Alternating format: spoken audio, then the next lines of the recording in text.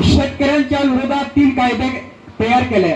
त्या काळ्या कायद्यामुळे आपल्या शेतकऱ्यांचे प्रचंड असं नुकसान होणार होते। आपल्या शेतकऱ्यांच्या जमिनी आपल्याला न विचारता आपल्या जमिनी कंपनीवाल्यांना देण्याचा कायदा तो होता।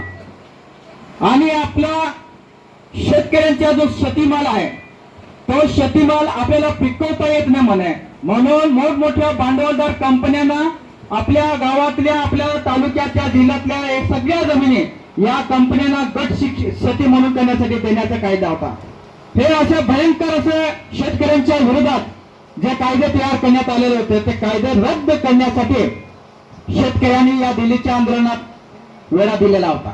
लाखोच्या संख्येने शेतकरी 1 वर्षापेक्षा जास्त कालावधी तो ठोकून होते। शेवटी मोदी सरकारला ते कायदे मागे घेण्यास भाग पाडण्यात आले आणि त्यावेळेस जी हमी देण्यात आली शेतकऱ्यांना की तुमच्या मालाला हमी भाव देण्यासाठी आम्ही गॅरंटी कायदा करू MSP चा, परंतु आता 2026 सुरू आहे तोपर्यंत त्या MSP कायद्याची साधी गोष्ट सुद्धा काढत नाही। आता काही दिवसापूर्वी ज्या अमेरिकेबरोबर डोनाल्ड ट्रम्प बरोबर मोदी शहाने जो करार केला व्यापार करार, या व्यापारी करारामुळे अमेरिकामधून सोयाबीन, कापूस, मक्का हे आपल्या भारतामध्ये विनामूल्य आणायचं आणि कमी भावामध्ये इथल्या ज्या कंपनी आहे त्या कंपन्यांना द्यायचं आणि आपल्या शेतकऱ्यांचा जो मक्का आहे, सोयाबीन आहे, कपाशी आहे यांचा भाव पाडायचा। याचा अर्थ असा की आपण इथल्या स्थानिक व्यापाऱ्यांशी भांडण करत राहायचं आणि हे इकडं सत्ताधारी अमेरिकेशी करार करून अमेरिकेमधून हे कपाशी वगैरे सगळं आणून आपल्या बाजारपेठामध्ये आणून आपले भाव पाडते। गेल्या वर्षी आपल्याला माहित आहे 12-13 रुपये आपल्या मक्का खरेदी करण्यात आला आणि आपण व्यापाऱ्यांशी वादविवाद करत असतो, परंतु व्यापाऱ्यांची गलती नसते, ती गलती असते या सरकारची। या अशा करारामुळे बाजारपेठेमध्ये आपला माल उचलला जात नाही आणि यामुळे आपल्या मालाला भाव मिळत नाही। ही चूक ही या सरकारची आहे, तो करार रद्द व्हायला पाहिजे। यासाठी जे माननीय भारतीय किसान युनियनचे राष्ट्रीय नेते राकेश टिकैत जी हे येत आहेत आणि या शेतकरी जे आंदोलन 1 वर्षापेक्षा जास्त कालखंडात तो चालला त्याचे नेतृत्व आणि खंबीरपणे ते तिथे उभे राहिले आणि त्या आंदोलनाला यश मिळवून देणारे हे राकेश टिकैत हे आज येत आहेत। त्यांच्या बरोबर उद्धवीर सिंग हे सुद्धा येत आहेत। त्याच्यानंतर चंद्रशेखर पाटील आणि रुपालीताई पाटील हे भारतीय किसान युनियनचे नेते आहेत। त्याच्यानंतर कॉम्रेड राजेंद्र बावके हे श्रमिक संघटनेचे राज्य अध्यक्ष आहेत, ते आलेले आहेत। ते या पद्धतीने आपल्याला मार्गदर्शन करण्यासाठी हे पाहुणे मंडळी येत आहेत। त्यामुळे आपल्याला सावध व्हायला पडेल।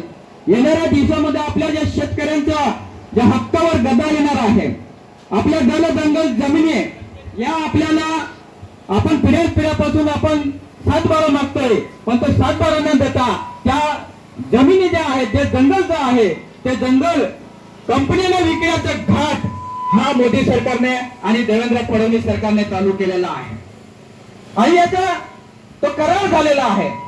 मेघा इंजिनियर कंपनी बरोबर 16,500 कोटी रुपयांचा करार झालेला आहे। इथलं आपलं वागदी आणि देवळीपाडा, पिंपळा, खडकी हे जे जंगल आहे मौली 5 मौलीपर्यंत साखळी तालुक्याचं कोंडाईबारी हे सर्व जंगल जमीन ही उदमचंद कंपनीला विकून देण्यात आलेली ही 8,000 कोटी मध्ये। म्हणजे एका बाजूला पर्यावरण वाचवा म्हणायचं, एका बाजूला आईचे माँ के नाम एक पेड़ म्हणायचं आणि एका बाजूला जंगलाचे जंगल हे नष्ट करण्याचं आणि कंपन्यांना आंदोलन म्हणून देण्याचं काम हे बीजेपी प्रणित सरकार करीत आहे। याचा विरोध करण्यासाठी आणि जलजंगल जमीन आपल्या शेतकऱ्यांच्या जमिनी सुद्धा आता मागे आणि काँग्रेस आघाडीचं सरकार होतं त्यावेळेस 80% शेतकऱ्यांना हे होतं, अधिकार होते की माझी जमीन कंपनीवाल्यांना द्यायचे की नाही, MIDC ला द्यायची की नाही, उद्योगधंद्यासाठी द्यायचे की नाही, यासाठी 80% ही शेतकऱ्याच्या बाजूच होता. परंतु मोदी सरकारने ते काढून टाकलं आणि फक्त 20% ठेवला. म्हणजे जबरदस्तीने आपल्या आदिवासींच्या शेतकऱ्यांच्या जमिन्या या MIDCच्या नावाने असेल, कंपन्यांच्या नावाने असेल, अल्प दरात घेण्याचं काम एका बाजूला या मोदी शहा सरकारने सुरू केलेलं आहे.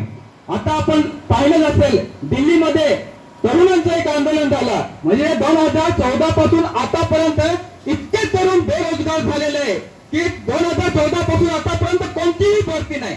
जे उच्च शिक्षणासाठी कलेक्टर, डॉक्टर, इंजिनियर यासाठी ज्या परीक्षा असतात, नीट वगैरे ज्या परीक्षा आहेत त्या 2014 पासून आतापर्यंत सारखं फुटत आहेत.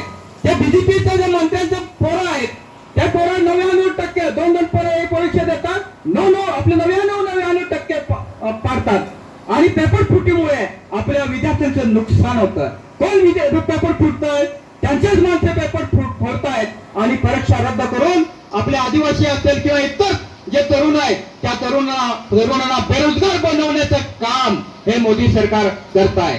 यासाठी दिल्लीमध्ये एक जबरदस्त आंदोलन झालं आणि इतिहासामध्ये एकदा या आपल्या शेतकऱ्यांनी मोदीला हरवलं, हिटलरशाहीला हरवलं, घमंडशाहीला हरवलं. आता दुसऱ्यांदा विद्यार्थ्यांनी, तरुण पोरांनी या मोदी शहा हुकुमशाही, हिटलरशाही सरकारला हरवलंय. येणाऱ्या दिवसामध्ये हे हुकुमशाही, हिटलरशाही सरकार घालवण्यासाठी आपल्याला एकजुटीची गरज आहे. सर्व शेतकरी, कष्टकरी, बहुजन, दलित, आदिवासी आपल्या सगळ्यांनी एकत्र येत या हुकुमशाही, हिटलरशाही सरकारला या सत्तेवरून उतरण्यासाठी आणि आपले हक्क साबित ठेवण्यासाठी, आपली लोकशाही जिवंत ठेवण्यासाठी आपल्याला पुढे जावं लागेल.